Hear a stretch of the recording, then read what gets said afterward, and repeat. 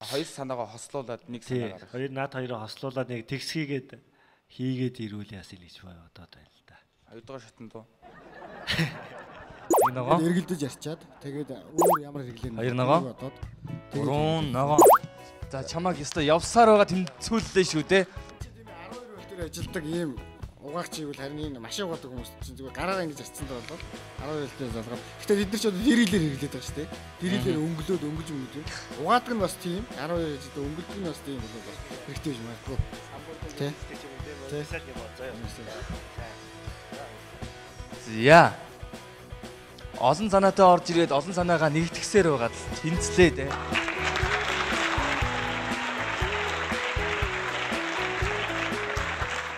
Манай дараагийн оролцогч бусад оролцогчийн адил хогонд ихэр санаа зовж явдаг оролцогч байна. Намайг баяр цогтох гэдэг Шинэлгоон техникийн сургуулийн хааны инженерийн сургуулийн 3 дахь курс сурдаг. За, яагаад энэхүү бүтээлийг хийх болсон ойлгомжтой тийм ээ? Хогтой тэмцэе. Харин бусад одоо хог шахагч машинуудаас юугаар ялгах юм болоо? Энэ болохоор хүний гар хаслахыг хөнгөвчлөх тэгээд хоггүй цэвэр байх гэсэн тийм Гол зорилготой. За 3 минутын хугацаа байгаа чамд. За энэ төхөөрөмж нь болохоор гэр болон орон сууцны орчинд үүссэн хатуу гэгдлийг ачих гар хаслахыг хөнгөвчлөх гэсэн бүтээл байгаа. Энэ төхөөрөмж нь болохоор үндсэн нэг 5 хэсгээс бүрдэж байгаа. Эхний хэсэг нь болохоор хогийг цуглуулах тэгээд бункер гэж байгаа. Хоёрдугаар хэсэг нь болохоор хогийг ачих бункер руугаа хийх хогийн сав байгаа. Гурав дахь хэсэг нь болохоор нэг хатуугаа эдлих хаягдлыг шатаах багасгах зуух байгаа. Энэ дөрөв дэх хэсэг нь болохоор энэ хогийнхаа бункерийг бэхлэх хогны машин доогуур шургах тийм өндөртөө байрлуулах тийм турбагаар хийсэн байгаа. Тэгээд энэ турбаг болохоор шатаах зуугныхаа бас яндан бас орлуулсан байгаа. Хамгийн гол хэсэг нь болохоор энэ одоо өргөх тайл хүний гар хаслахыг хөнгөвчлөх гинжээр тайлаар өргөөд хогийн савыг цуглуулсан хогийн саваа огтоогоо өргөөд энэ бункер руу хийгээд хогийг нэг 7-аас 10 хоног хадгалаад тэгээд нэг ачих тэгээд тийм зориулттай тийм төхөрж байгаа. Том машин ачих юм байна тийм үү? Том хэмжээд хийж таарна. Макет чинь яг бодит хэмжээгээр хийгдээд ажиллаж байгаа зүйлээ төлөөлж чадхуйц бол макетээр оролцож болно гэж байгаа. А яг наадах юм шүү дээ. Макет чинь өөрөө бодит хэмжээнд ажиллах тэр асуудлаа шийдвэрлэж чадахгүй байхгүй. Юугаа шатаана гэж хэлж штэ. Тэгэхээр нөгөө ийм цэг байгаа болгонд утаа гарах нь байна л да.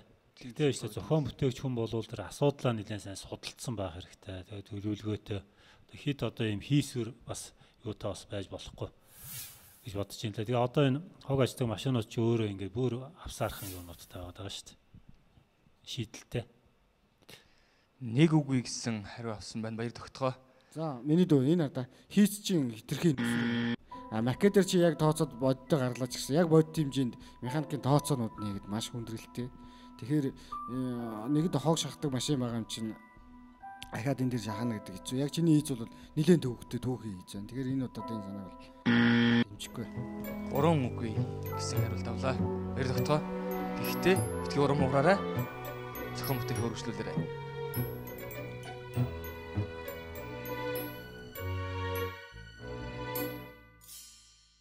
Яагаад тэнцэнгүй вэ? Старт. Яагаад? Чи ойлгоогүй байсаар гараад ирсэн. Жохон тайлбарлахтай жохон муу тайлбарлаж боллоо. Энэ хэний буруу вэ? Энэ миний буруу. Яагаад сайн тайлбарлаж чадсангүй? Итгэхгүй жохон сандарсан шиг. Төгөлдрөө би энэ 100 баримт кино хувийгээд хөдөө орон нутгаар нэлээд явлаа л да. Сонин юмнууд их олон харсан. Тэр дунд юу байсан гэж? Юу? Маш том вакуум цонхтой Монгол гэр байсан.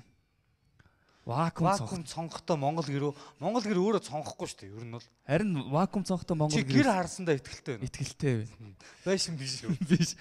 Вакуум бүр хаалгатай, шиглэн хаалгатай хүртэл гэр харж байсан. Одоо танилцуулах, одоо бүтээлээ танилцуулах залуу бас гэрийн нэг шийдлийг өөрчилж ирсэн байна. Сонирхоод өг хоёлаа. За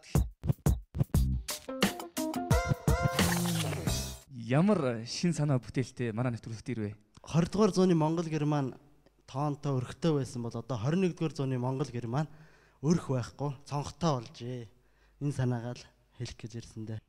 За одоо миний энэ ярих зүйл бол зүгээр нэг санаа биш, бүтээл маш олон хүнд үр ашгаа өгч байгаа. Манай гэр энэ бүтээлийг хийгээд өөр дээрээ хэрэгжүүлээд 2 жил болж байна. Тэгээ энэ хүү бүтээлийг үр ашгийг маш их хангалттай хүртсэн хүн та бүхний өмнө зогсож байна. Тэгээ өрхийг халж хаяад тооныхаа гадуур өндөр коррупц ангидаад энэ дээрээ цонх суулгаж өгсөн. Тэгээд цонхоо яндан гарах хэсгийг төмөрлөөд үлдсэн порчго болохоор онгоодог хийж болно. Агаар оруулахын тулд. Гэтэ зөв гадагшны онгоодог хийгээд цонхыг порчгийг савуулахын тулд машины тээшэнд байдаг бүлүүртэй тогтоогчийг хийж өгсөн. Ингэснээр хүссэн хэмжээнд аваачаал тогтоогоо айчна гэсэн үг. Тооноор нарны гэрэл бүтэн туснараа гэрт маш том нар тусна гэсэн үг. Тэгснээр бас гэрт маш дулааныг өгдөг. Монголчууд маань авдар хаалга тооно тий багнаа өөрсдөө хийгээл тавьдаг шиг ямар ч асуудалгүй. Энийг заавал нэг үйлдвэр точоод хийлгээд ах юм байхгүй.